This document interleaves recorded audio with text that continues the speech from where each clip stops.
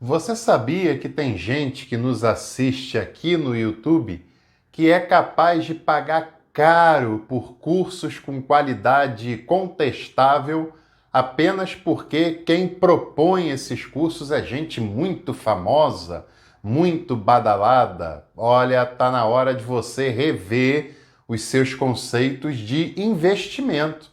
Claro que você deve investir na sua formação, no seu conteúdo. Claro que você deve buscar cursos com seriedade, mas muitas vezes você paga caro por cursos que não valem a pena só porque a pessoa é muito famosa. Olha, nós temos aqui a Escola de Capacitação Teológica.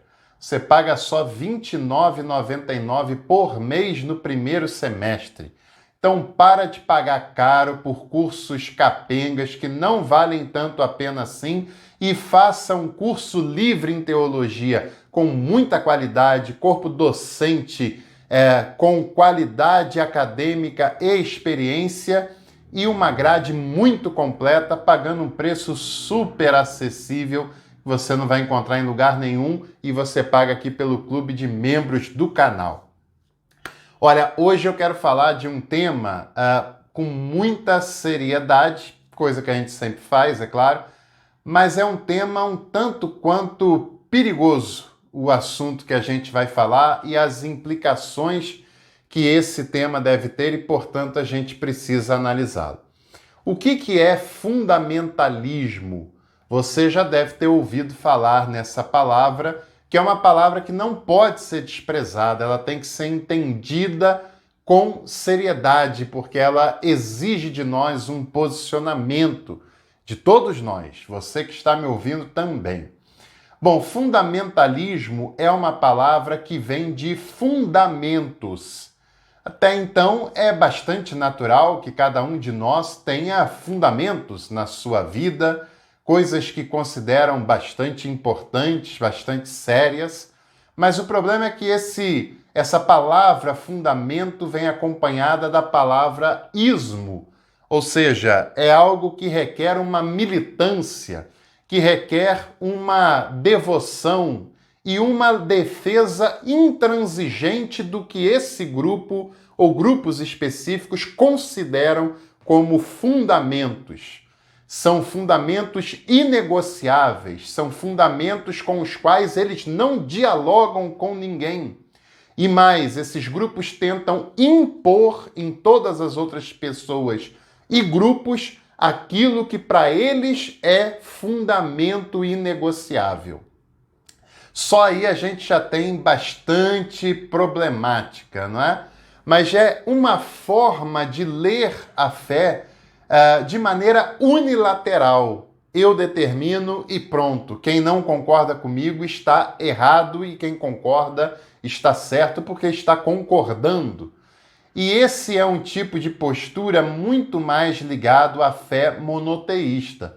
Você encontra fundamentalismos no islamismo, no judaísmo, você encontra fundamentalismos no cristianismo, nas mais diversas tradições. E é claro, não é um problema apenas dos monoteístas, também tem, por exemplo, grupos fundamentalistas hindus, budistas, mas acontece na história com mais frequência nos meios monoteístas, embora não exclua outras manifestações religiosas também.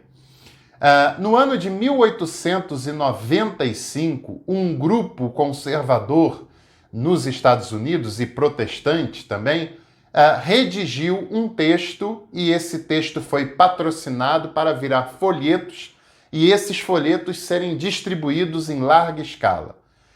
Esses folhetos ganharam o nome de Os 5 Fundamentos, porque eles faziam uma exposição e uma defesa de 5 pontos da teologia cristã, conservadora, em muitos casos, mas até aí tudo bem, que eles defendiam como fundamentais para a fé cristã, dos quais eles não aceitavam negociar em hipótese nenhuma.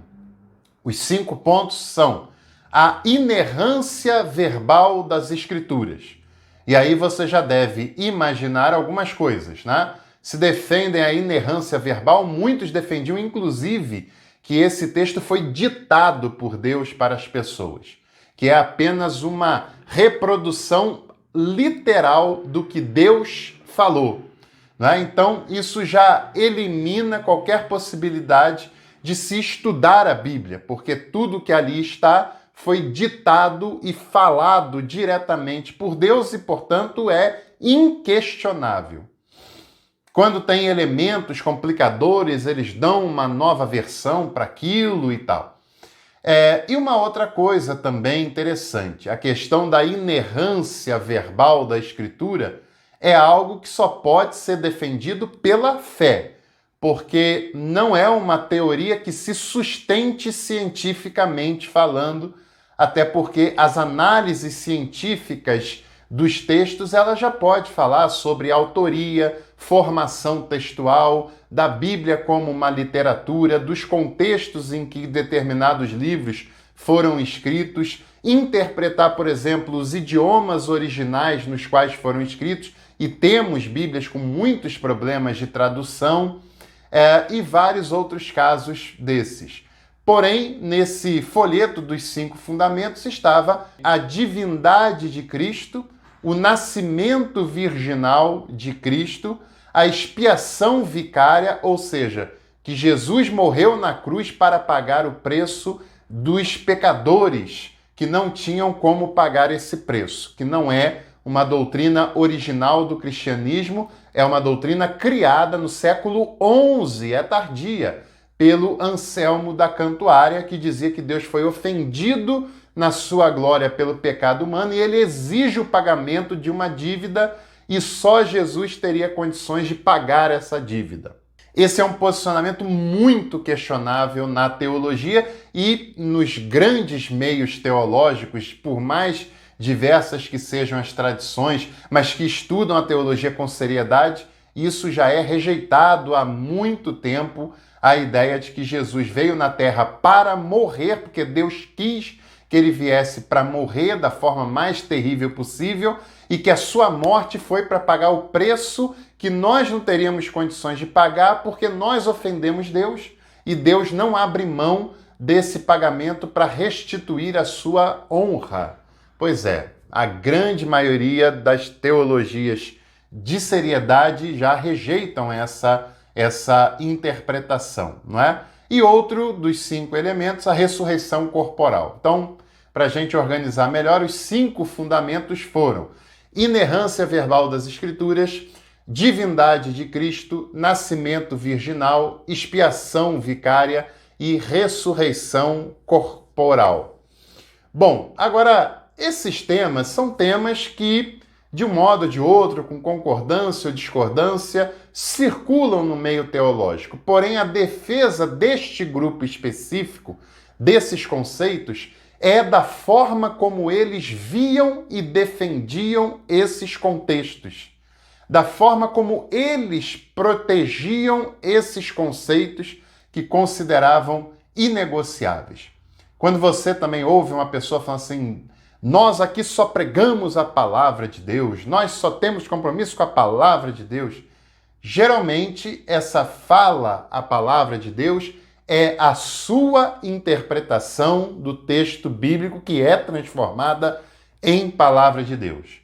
Esse grupo transformou esses elementos, não só os elementos, mas a sua leitura sobre esses elementos como sendo fundamento absoluto e inegociável. O fundamentalismo ele tem algumas características próprias que nós devemos atentar para elas. Primeiro que quando ele surge lá no final do século XIX, né, iniciozinho ali do século XX, ele era uma contraposição, uma tentativa de contraposição ao liberalismo teológico que fez muito sucesso no século XIX, na Alemanha principalmente, mas uma coisa que o pessoal confunde é que o liberalismo não é um movimento eclesiástico, não é um movimento de igreja, é um movimento acadêmico, é um movimento de estudar a Bíblia com um método técnico, científico, e é um método da academia, não é uma proposta de igreja. Mas, enfim, o fundamentalismo era uma maneira de se contrapor ao perigo que eles consideravam ser o liberalismo teológico. Outras características é que o fundamentalismo, eu estou falando, no caso, fundamentalismo cristão, mas essas características, adequando os termos e os focos, também vale para outras correntes fundamentalistas de outras religiões. Mas uma característica fundamentalista é ler o texto sagrado, no caso a Bíblia, de maneira literalista, como sendo cada palavra ditada e inspirada por Deus.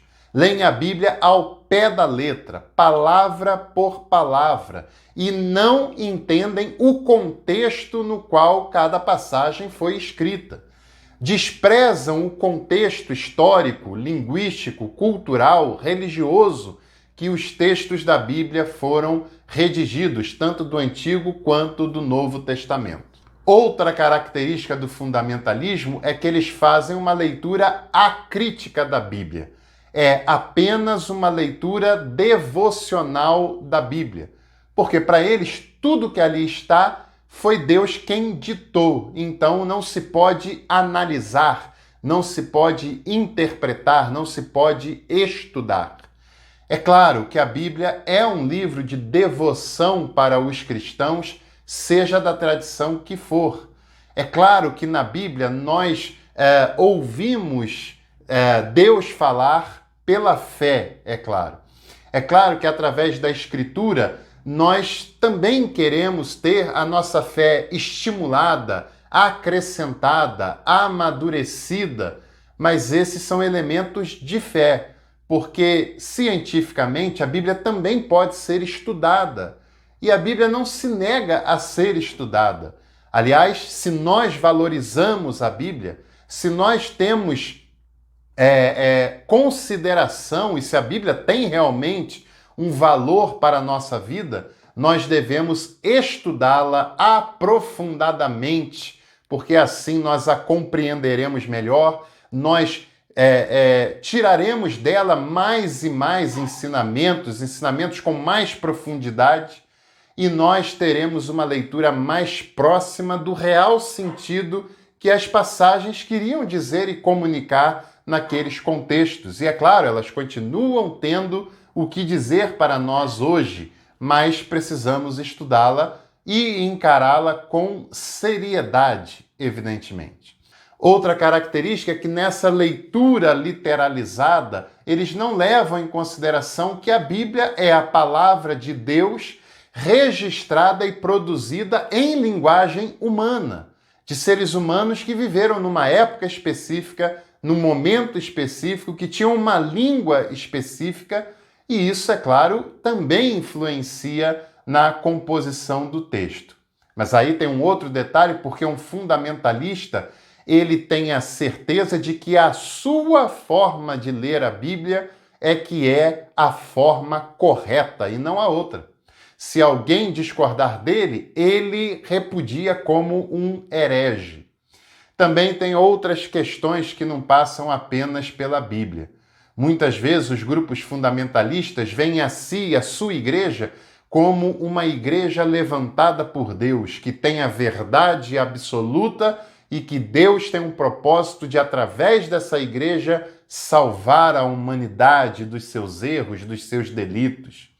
Esses grupos também têm uma leitura equivocada da sola escritura de Martinho Lutero, porque não dá para fazer teologia tendo a Bíblia apenas como base, porque muitas doutrinas do cristianismo foram desenvolvidas pela história da teologia, pelos concílios, pelas tradições e assim por diante.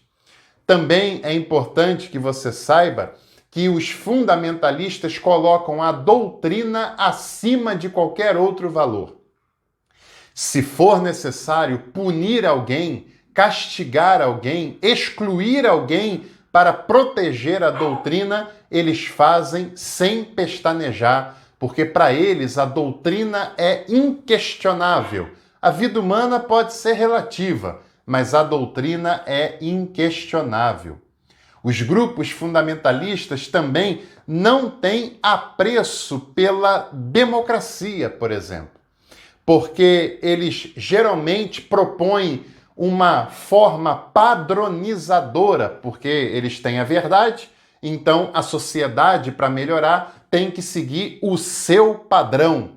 E eles são moralistas também, são rígidos nos padrões morais, pelo menos no discurso. E é sempre um perigo para a democracia, porque esses grupos eles não têm familiaridade com a pluralidade. Eles querem impor a sua leitura da verdade sobre todas as outras pessoas e não respeitam o espaço que cada um tem de ter a sua fé, de ter a sua crença, de ter a sua vivência religiosa, porque isso é um direito de todo cidadão, de toda cidadã que vive num país livre e democrático e laico como é o nosso. Outra questão também do fundamentalismo é que para eles é tudo preto no branco. Não há diálogo com quem pensa diferente, com quem se posiciona diferente. Suas doutrinas são muito rígidas e acabam criando na cabeça das pessoas uma doutrinação em que a maioria das pessoas não conseguirá se libertar dessas amarras intelectuais durante toda a sua vida. Até porque os grupos fundamentalistas são sempre anti-intelectuais e acham que estudar é um perigo, é um problema, afasta a pessoa de uma vida devocional, o que é sempre muito perigoso. Nem todo conservador, no sentido teológico, no sentido religioso, é fundamentalista. Mas todo fundamentalista é um conservador em excesso. É um conservador rígido, que não dialoga, que não tolera qualquer tipo de coisa considerada errada, que não abre mão da doutrina nem que seja para salvar a vida, como Jesus fez na Bíblia, como Jesus salvou vidas, deixando a doutrina de lado. É verdade, Jesus fez isso algumas vezes, porque para ele a vida era sempre mais importante do que a doutrina, do que a cerimônia, do que a liturgia. E também, é claro, os fundamentalistas têm um pessimismo em relação à sociedade. A sociedade nunca presta, porque o que presta é a sua proposta de teocracia, de um mundo governado pelas suas leis, em que todos serão iguais, padronizados, de acordo com a doutrina deste segmento religioso. O fundamentalismo pode ser um perigo. O fundamentalismo tem dificuldades enormes. E, por outro lado, quando uma igreja acaba embarcando nessa linha do fundamentalismo, ela acaba perdendo a sua essência como igreja e acaba perdendo importantes possibilidades de ser um elemento de integração, de humanização, de bem-estar na sociedade. Então, é importante pensarmos sobre fundamentalismo. É claro, nem todos os cristãos, nem todos os conservadores são fundamentalistas, mas esses grupos existem no cristianismo, no islamismo, no judaísmo e em muitas outras religiões. E elas não podem responder pela religião como um todo, é claro. Um abraço, até a próxima, a gente se vê por aqui.